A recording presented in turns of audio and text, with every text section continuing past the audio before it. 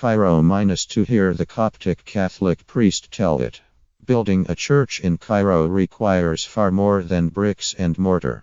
He listed the other requirements: the patience of Job, the wiles of a fox, and the quiet determination to pole vault Egypt's discriminatory regulations. "Not easy," said the priest. Yohannesad, with a wry smile as he bounced his 5-year-old daughter on his knee. "The regulations were not fair. It made us cheat." For the past decade, his small Coptic Catholic congregation in a gritty North Cairo suburb has been trying to build a new church in the teeth of official resistance. A common tale in Egypt, where the law panders to old prejudices. But Father Saad, a former schoolteacher, is almost there. The deafening rattle of an electric saw often fills the church, which is hidden down a lane and sandwiched between two apartment buildings. But weekly masses have already started, using plastic office chairs in place of wooden pews in a still undecorated hall. But Father Saad still lacks a vital element: government permission, which leaves his church with the legal status of a religious speakeasy. It is a problem that he says he hopes to resolve with the visit of Pope Francis to Egypt, which starts on Friday.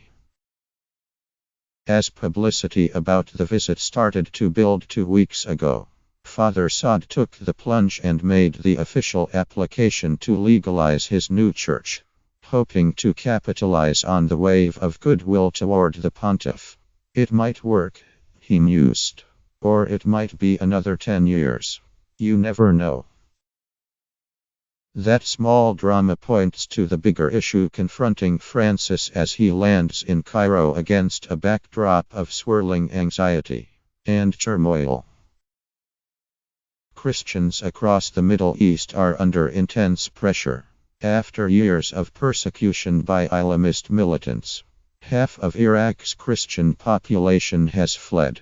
And a lonely beach in Libya was the setting. The 2015 beheading of 21 Egyptian Christians in orange jumpsuits. Egypt seemed to have escaped the worst of the violence. But in December, the Islamic State declared a campaign of sectarian bloodshed, and proceeded to attack the Coptic Cathedral in Cairo on a Sunday in Advent, and churches in Alexandria and Tanta on Palm Sunday, killing some 75 people in all. Yet the Pope's visit also highlights the more insidious prejudice still suffered by Egypt's Christians in their daily lives, even as President Abdel Fattah el-Sisi has vowed to protect them and defend their rights. Only about 250,000 of Egypt's estimated 9 million Christians are Catholic.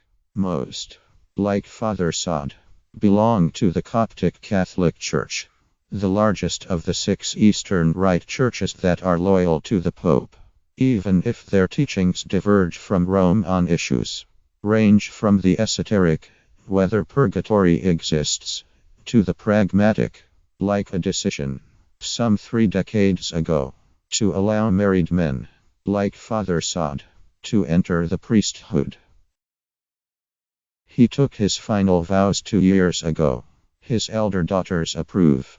"We could see that it was his dream to become a priest," said Dina, 18. "I think he's a great priest." Myrna, 16, chimed in, "I think he's the best." Their father's battle to build a new house of worship highlights the enduring discrimination against Christians codified in Egyptian law.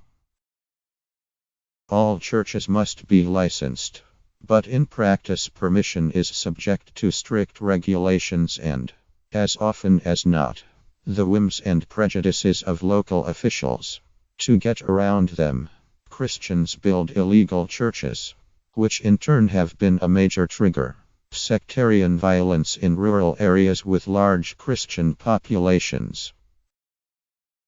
In Minya, where Christians make up 30% of the population. Rumors of secret churches often led Muslim mobs to attack Christians and burn their homes. The perpetrators are often led by hardline Salafist clerics or politicians. Such violence is less prevalent in Cairo, a freewheeling megacity where sheer size dilutes prejudice and, for the most part, Muslims and Christians live in harmony. In Esbet el Nakhl, the suburb where Father Saad works, congregants said naked prejudice was rare. Some people have sick ideas like refusing to eat with a Christian, wage lousy, a building contractor said. But that's just a tiny number. Daily life makes everyone tolerant. Yet even just outside Cairo, the prospect of a new church can mean trouble. For 18 years masses and other ceremonies were held in a converted apartment. In 2006, the hierarchy bought a house in the name of a parishioner with the goal of building a church. But permission was never forthcoming. Worshippers, tiring of the journey to the cramped quarters, began drifting to other Christian denominations. So last year Father Saad started to build. It was a stealth effort, he explained. At first he told the authorities he wanted to build a services center, with a health clinic and a kindergarten, which was true. What he neglected to mention was his plan to build a spacious church on the ground floor. To move the project along, Father Saad hired a Muslim contractor, which caused the price to rise sharply. He visited the construction site quietly, not wishing to attract attention. Then in August, Mr.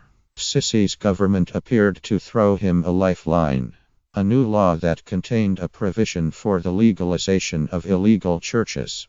But the reform, which has been criticized by international human rights groups for not going far enough, still allows the authorities to refuse permission for a slew of reasons, including the threat of violence from Muslim neighbors. So far the congregation has had no problems. On Sundays, worshippers file out in small groups to avoid scrutiny. Yet even the rickshaw drivers know it is a church, Father Saad said.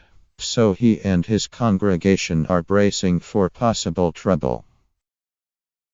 Already the neighbors have made their displeasure known. The nearest mosque, Father Saad said, which is about 300 feet away, moved their loudspeakers closer and cranked up the volume during daily prayers.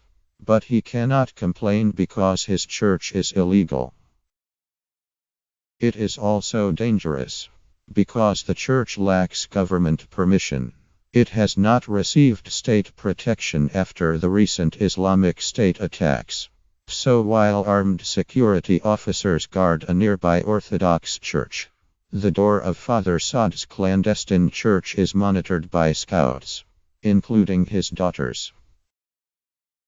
They will be working as stewards at an outdoor mass celebrated by Francis at a Cairo stadium on Saturday. Father Saad himself will accompany 5 busloads of worshippers, and he will pray that the Francis factor swings in his favor. One day, he said, he hopes to see a cross mounted over his own church. Maybe, he said, just maybe it is possible.